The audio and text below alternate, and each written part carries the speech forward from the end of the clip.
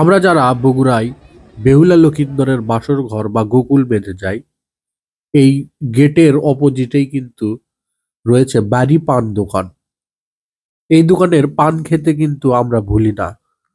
আমার মতো অনেকেই আছে যারা বেহুলা লক্ষিন্দরের বাসর ঘরে ঘুরতে না গেলেও এই রাস্তা দিয়ে যখন যায় অবশ্যই কিন্তু এই পান খায় এবং পরিবারের সদস্যদের জন্য এই পানটি পার্সেল করে বাসায় নিয়ে যায়। বাসায় তৈরি করা বিভিন্ন মসলা এবং বিদেশি মসলা দিয়ে তৈরি করা এই মজাদার সুস্বাদু পান, যা খেতে কিন্তু এখানে অনেকেই ভিড় জমিয়ে থাকে। শুধু দেশি পর্যটক না, বিদেশি পর্যটকরাও কিন্তু এই দোকানের পান অনেক পছন্দ করে।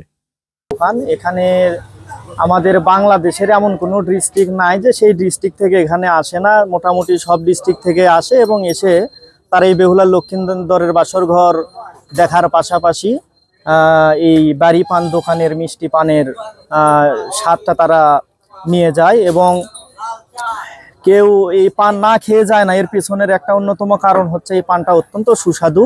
এখানে প্রায় 288 প্রকার মশলা, দেশি এবং বিদেশি মশলা দ্বারা এই পানটি প্রস্তুত করা হয়। 10 প্রকার পান।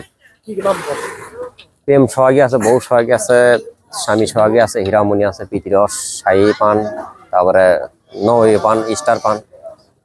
পান খাতে মজা লাগলে তো পছন্দ করবি, মজা না লাগলে তো পছন্দ করবে, যে কোনো জিনিসই দেয়। 288 প্রকার মশলা। আমি ঢাকা বাণিজ্য মেলা থেকে পুরস্কারও পাইছি 2009 সালে। আর বগুড়া শহরে সব জায়গাতে পান টান যায়। পান রাজশাহী পান, যারা মশলা মানে কি আমি যেটা বানাই এটাই বেশি পছন্দ করে মানুষ। এই মশলাগুলো বানাইতে আমি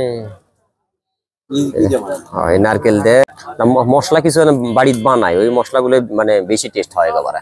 মানে কিনা কিনা মশলা অত ভালো হয় না। তো